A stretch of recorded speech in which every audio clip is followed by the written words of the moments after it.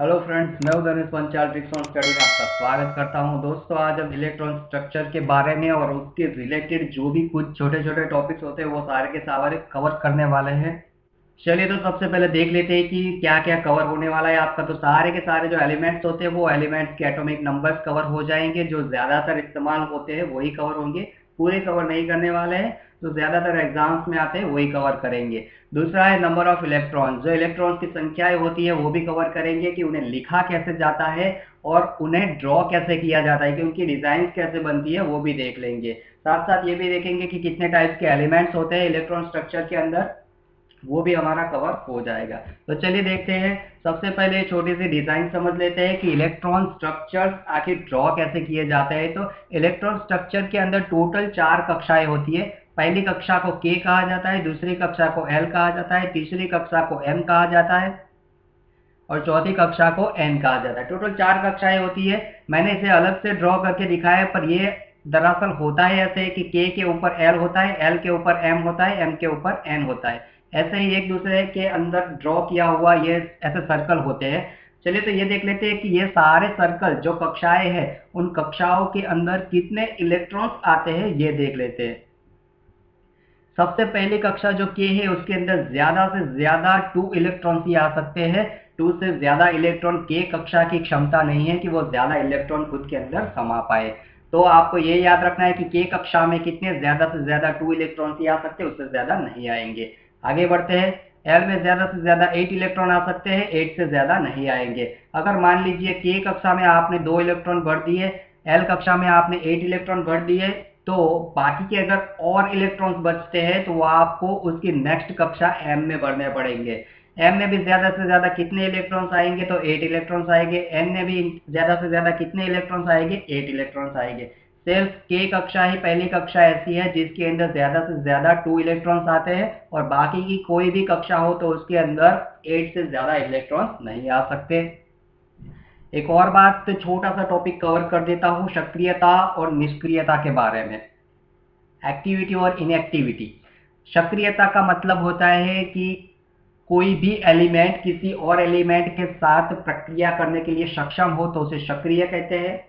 निष्क्रियता का मतलब होता है कि कोई भी एलिमेंट किसी और एलिमेंट के साथ प्रक्रिया करने के लिए सक्षम नहीं होता है। तो यहाँ पे देखिए, अगर मान लीजिए इन सारी कक्षाओं में, यानी कि के कक्षा में 2 इलेक्ट्रॉन फुल हो गए, एल कक्षा में 8 इलेक्ट्रॉन 8 इलेक्ट्रॉन 8 इलेक्ट्रॉन, अगर ऐसे कोई भी कक्षा में इस स्टेप से कोई भी इलेक्ट्रॉन अगर फुल हो जाता है तो वो तत्व निष्क्रिय कहा जाता है, यानी कि वो तत्व किसी और तत्व के साथ प्रक्रिया करने के लिए सक्षम नहीं है।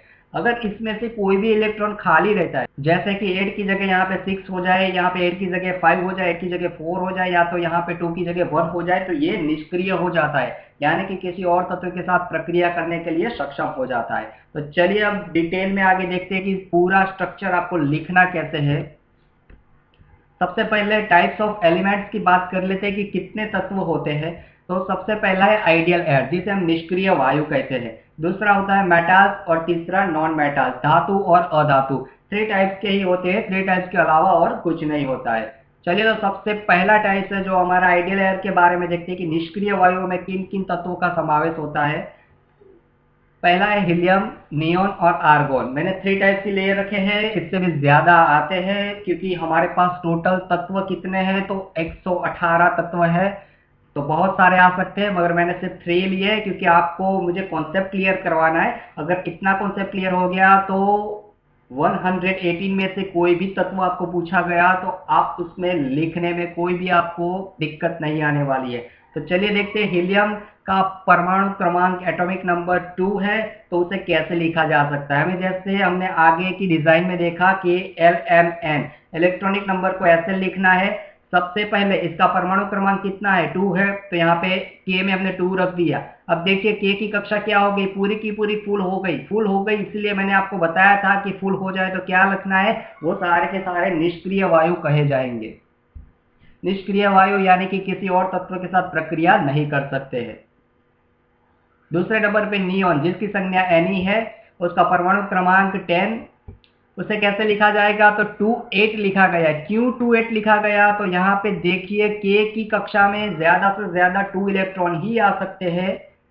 2 से ज्यादा नहीं आ सकते, इसीलिए यहाँ पे 2 रख दिए। और बाकी कितने बचे, तो 10 में से अगर 2 जाए तो कितने बचते हैं, 8 बचते हैं। तो बाजू वाली जो कक्षा है, एल कक्षा है, वहां पे हमने 8 रख दी, यानी पूरा इसका इलेक्ट्रॉनिक नंबर बन गया 28। तो इसे ऐसे लिखा जाता है। तीसरे नंबर पे है आर्गोन, जिसकी संज्ञा Ar लिखी जाती है। उसका परमाणु क्रमांक एटॉमिक नंबर 18 है, उसे कैसे लिखा जाएगा, तो 288। 288 क्यों लिखा गया, तो यहाँ पे देखिए पहली कक्षा तो 2 हो गई, यानी कि एक कक्षा पूरी की पूरी फुल हो चुकी है। बाजू वाली कक्षा में हमने 8 रख दिया, तो वो भी पूरी की पूरी फुल हो गई। और अब कितने बचे, 8 और 2 10 हो गए, तो यहाँ पे थे 18। और बाकी कितने बचे, तो 8 बचे, तो वो भी हम कहाँ पे रखेंगे, तो एम कक्षा में 8 रखेंगे। ऐसे स्टेप वाइज हमें आगे बढ़ना है। सबसे इंपॉर्टेंट बात आपको ये याद रखनी है कि पहली कक्षा में सिर्फ 2 इलेक्ट्रॉन ही आएंगे, ज्यादा से ज्यादा, उससे ज्यादा इलेक्ट्रॉन नहीं आने वाले हैं। तो चलिए अब धातु के बारे में देखते हैं कि मेटल्स को कैसे लिखते हैं। तो मेटल्स मैंने यहाँ पे ले रखा है सोडियम, जिसकी संज्ञा Na है, तो उसका परमाणु क्रमांक 11 है। और उसे कैसे लिखा जाएगा, तो 281।